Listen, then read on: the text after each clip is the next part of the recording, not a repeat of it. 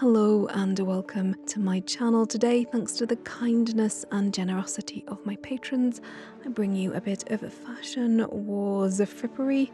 And in this arena, colour is king, and in this video I want to focus on 3 armour sets and show you just what a difference some wonderful hues can make. There are links below to the Guild Wars 2 wiki for all the dyes and armours shown here, and the colour palettes for each set are displayed on the screen if you are interested in giving them a try. At the end of the video, I will share with you how I have managed to unlock so many awesome and very expensive dyes without having to sell my kidneys on the trading post, so do stick around for that. Although it must be said right here, you can buy any dye you like on the TP if you are wealthy enough. I am certainly not. But for now, naughty click that like button and let's jump into it, starting with one of my all-time favourite sets, the Nightmare Court Light Armour set. I love this set and it's unlocked via the vanilla Twilight Arbor dungeon and the Twilight Arbor dungeon reward tracks for PvP and World v World. This neon iteration uses Arcane, Brandstorm and Crystal, all from the Kraukatoric dye set.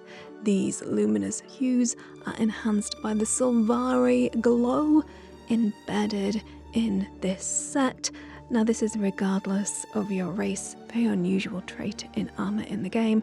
With this autumnal color palette, I used Tarnish, Evening Red and Avocado, all from the Uncommon dye set, trying to invoke that feeling of a fall forest, the riot of reds and golds and darker greens as spring gives way to autumn. There is a Fey Queen vibe to the set now, with the darker, richer, more subdued hues. It may be fun to create a Silvari exclusive Fashion Wars video showing off all their cultural armours in the hues of each of the seasons. Give it a thumbs up and leave a comment below if you would like to see that. On to the Warbeast medium armour set introduced in Path of Fire, which can be gained via leatherworking or the Crystal Desert reward track for World v World and PvP. This Angelic palette uses Sunfire Lava and Incandescent from the Primordus dye set, and Eternal Ice and Permafrost from the Jormag set. I wanted the look to be clean and fresh, and the metal to look almost liquid in the morning light. The Poison palette uses Abyssal Forest from the Mordramoth dye set, and my old pal Shadow Abyss from the, well, unsurprisingly, the Shadow dye set. I have embraced the neon once again in the illuminated piping on this armour. This toxic twist brings out the aggressive lines of its design, allowing the shape language to dominate this pared down colour palette. I hope you like it. It's a bit edgelordy, especially with the green hair. The luminous heavy armour here is found in Anniversary Armour packs, which are part of the Devoted and Victorious Anniversary Achievement boxes gifted to you on your 6th and 7th birthdays, or rather the birthday of your character. So please note, do not delete your oldest characters if you like awesome free stuff. So this 2-tone set uses Antique Gold, one of the starter dyes, so you'll absolutely have that one, and my old friend Permafrost from Jormag's set. I think this used to be the most expensive dye in game. Now the Radiant palette uses the same principle, but this time with the darker tones of Shadow Abyss, again from the Shadow dye set, Caramel from the starter set, and Oxblood, which does actually drop from a number of dye kits, links below. Now I wanted to have a dark night feel to this opulent set, with its detail and rather over-the-top aesthetic restrained again by the palette so as not to overwhelm the eye. Now this is just my taste.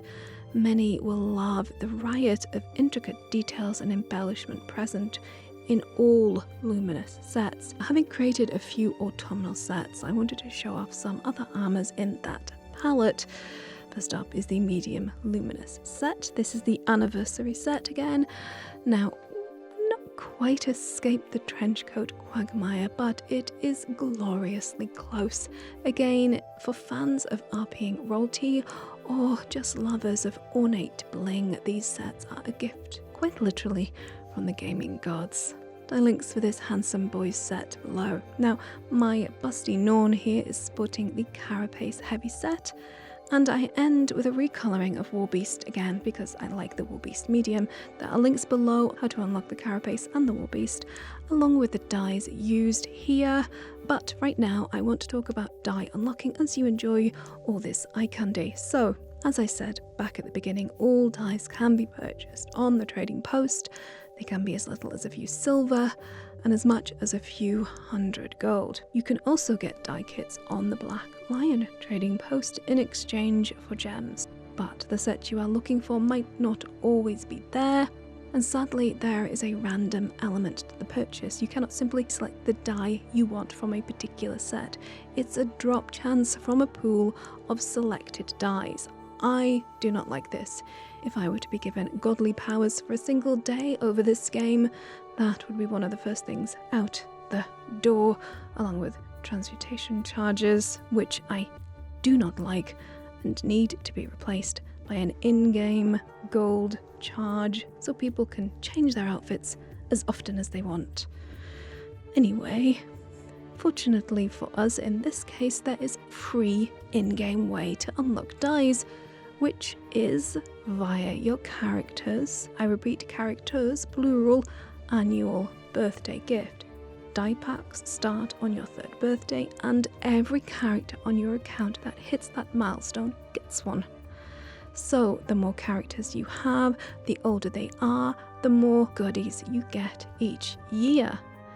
Now, the big stuff, the birthday armors and special weapons, are a one-off once per account, but the dyes are not. You get them for every character who reaches the necessary milestones. And best of all, unlike the gem store dye kits, birthday dye kits allow you to use the set, and from within that set, select the dye that you want. That is how it should be done. Now, the only caveat here is that dyes are account bound. This is not a money-making exercise, this is a getting all the dyes you want exercise, and this is the primary dye acquisition method I have used, and great perk for all alcoholics like me. Now, I hope you have enjoyed my meandering Fashion Wars colouring capers.